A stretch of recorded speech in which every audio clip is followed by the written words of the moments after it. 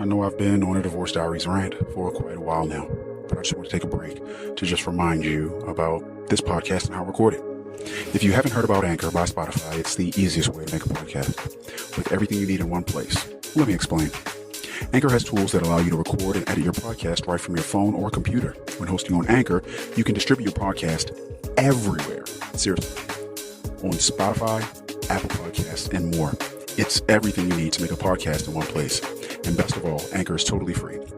Download the Anchor app or go to anchor.fm to get started. Again, that's anchor.fm to get started or download the Anchor app. This guy is nuts. Is he really making daily recordings of his possible divorce and releasing it as a podcast? They both cheated on each other? She's making six figures and still doesn't contribute to any joint endeavors financially? Why is she still with him? Why is he still with her? I can't wait for the next episode. This helped me be a better wife. So this is how men think. I hate my husband less now. I understand my wife more now. These are some of the listener comments to the Divorce Diaries podcast. All over the map, I know.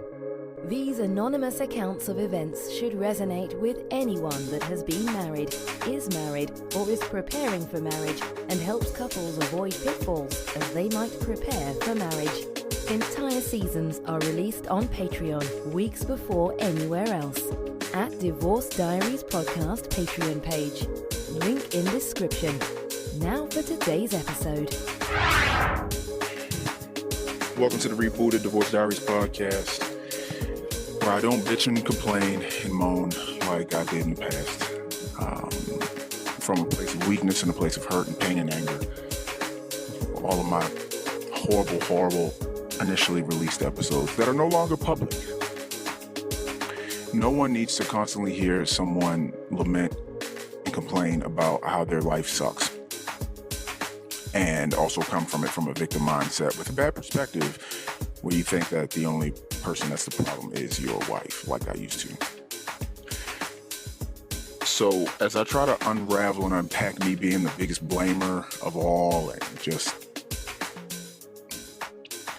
an overall not good guy with a good perspective. I'm a good guy. Like I'm not going to step over a person if they are hurt, hungry, homeless, whatever. I'm going to help. I'm going to assist. I'm going to hold the door open for ladies. I'm a good, nice person, but man, I don't think I understood the amount of baggage that I had in my life, and I don't think I understood how screwed up my perspective really was and how off base I was with certain things. So right now, I'm living in my own place. We are divorcing, and I have some significant medical stuff coming up, but I'm in therapy now. That's me.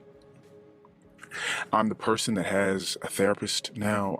I've got standing.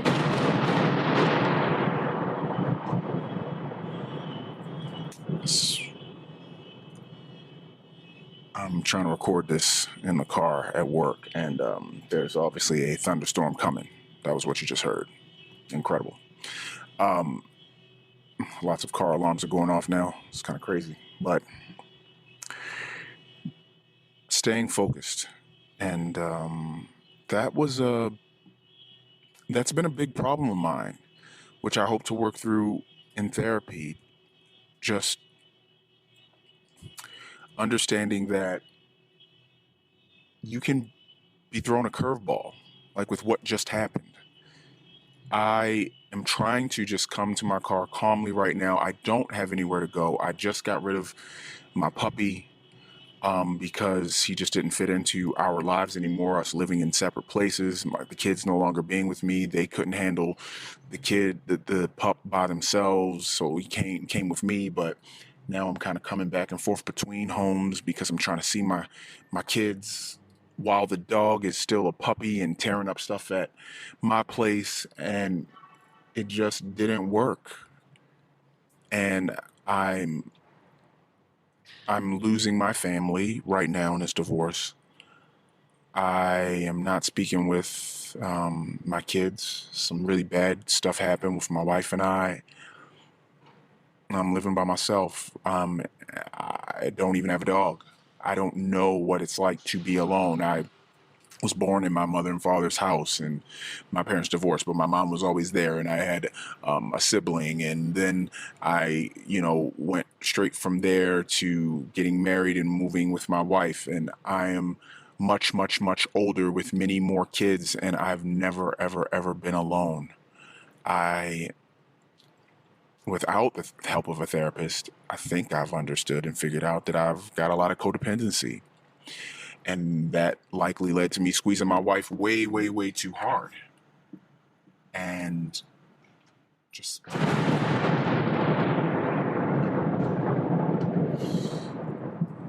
That was more thunder. Jeez, I've just.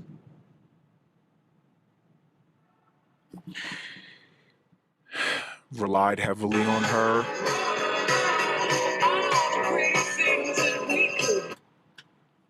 I've relied heavily on her, and I squeezed her too tightly. I expected too much from her. I wanted her to be my everything, my all, my this, my that, and I bought into all the sappy love songs, and it's just us. It's just us. I didn't value friendships with other people. I had some friendships with other people, but my parents were really controlling, and I don't know. I don't even have anything to say. All I can say is that I had parents that I thought were not really emotionally abusive. I thought the only type of abuse was physical. I didn't understand that I was codependent. I didn't understand that I was reliant on my wife. I didn't understand that I expected too much from my marriage. Not that my wife couldn't deliver certain things, but it's just like I had such high expectations of both her and me and our marriage. And I just need a therapist to help me unpack a lot of this stuff. And I think and hope that everyone can and maybe should have some form of therapy themselves. Just, that advice that you give to the main character in a movie, like, don't do that, don't go in that room, or, just tell her what you really feel, or, you're shooting yourself in the foot. Just whatever the things are, you're able to yell the right things because you've got a different perspective than the main character. The perspective you have is one of clarity. You actually saw the jump cut that went to the other scene where you know what the actual other character is thinking. So you feel that you can tell this other character, that doesn't know what that other character's thinking. But you could say it. If I could just come through the screen and tell you and shake you and say, she was waiting for you at the subway. Just go there. You've got insight. And sometimes that's what a therapist has. The therapist doesn't have the same scar that you might have from your parents. The therapist wasn't necessarily cheated on by your spouse the same way with the same dynamics, and the therapist is not you. So the therapist likely might be able to derive some better and healthy perspectives for you. The therapist might be able to help. And I've taken a shit on so many different parts of my life, and I don't want to take shit on my life anymore. So I just really want to get my shit fixed. But I guess I had to first admit that I was broken, and that's why I'm in therapy. So I had my first session, and I'll give you a little insight into the session. I'm not going to talk too much about what I talk about. Well, first, there's nothing to talk about now. This was just the first session, so it's kind of like, tell me about your family, tell me about this, and tell me about this tough situation, tell me about this divorce, and that's a lot for you to take on. But there's one. I'll tell you about the negatives. the So the therapist starts off by saying that she says, I am white, obviously, and because it's a video chat session. So she's like, I'm white, and that obviously means I was born with privilege. So I may say things that are insensitive. So I need you to help me and educate me whenever you think I need to be educated. Because I am white and I was born with privilege. As she says this, I immediately put my head down. I used to kind of go in kind of hot and maybe get heated. And I did get a little warm, but I just kind of picked my head up and I looked at her and I said, you know, I don't really think that way. So I would prefer because she was very concerned about maybe offending me. And with that statement, she was very quote unquote woke, and she obviously felt some white guilt. And she maybe felt that she was privileged in a way that I wasn't because we are different. And I just immediately said, I don't really think that way. And I just would like this to be two people talking. And she sort of immediately snapped out of it. She kind of like opened her eyes a little bit wider, as if that wasn't a response she was expecting. But she took that and she said, okay, sounds good. And I'm thinking to myself, now that I'm talking to you guys and recording this entry, I don't want you as my therapist thinking about race and your guilt, your white privilege. I just want to talk to you about like the fucked up childhood that I feel that I have, and maybe you can help me connect a few dots on why it's way worse than I knew, not as bad as I thought, and how I can unpack it and get better and process and heal. Even recognize that I'm wounded so that I can heal. That's really what I want. And so that was one. So that was interesting, but I hope that we can have a good time together and I can grow by having this relationship with her. And yeah, so I'm in therapy. We've got more appointments coming. We'll be syncing up once a week, she and I. I've also got another appointment with another guy, and I'm just going to feel him out as well, and I'll just see who do I want to keep appointments with. I don't want to keep appointments with both of them because I just probably be rehashing like stuff with one. I've just got to commit with one and, see how I feel maybe after 3 or 6 months, I guess. I don't know, but I used to come into everything with plans, with a perspective, with a plan. What am I going to do? How am I going to do it? I don't want to do that anymore. I just want to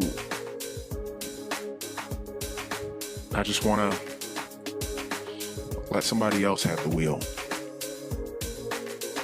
Let somebody else control this thing. I don't want to know everything. I don't want to try to fix everything. I don't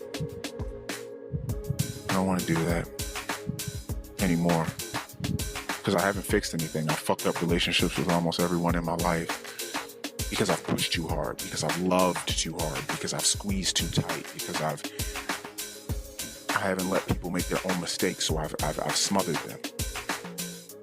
All out of love, but I mean, man, oh man, I think I've loved some people to death, and that hasn't been good for them. So I'm just trying to be better, and I think we all should go on a little journey to maybe figure out who the hell we are, why we do what we do, if we're a positive force in other people's lives or if we're a negative one, because I know I've been a negative one. I'll update you more later. Wow, that was the Divorce Diaries podcast. The Daily Saga will continue tomorrow. The full season's episodes are on Patreon now. Subscribe for early access. Click the Patreon link in the description. Hopefully these entries help our anonymous recorder as a form of his own personal therapy. That's his hope and his intention. Will these recordings of life's curveballs lead this family to the best resolution in the end? We'll keep listening. New episodes are released daily on all podcast players, but all episodes are available on Patreon. at Divorce Diaries podcast Patreon page. Until next time.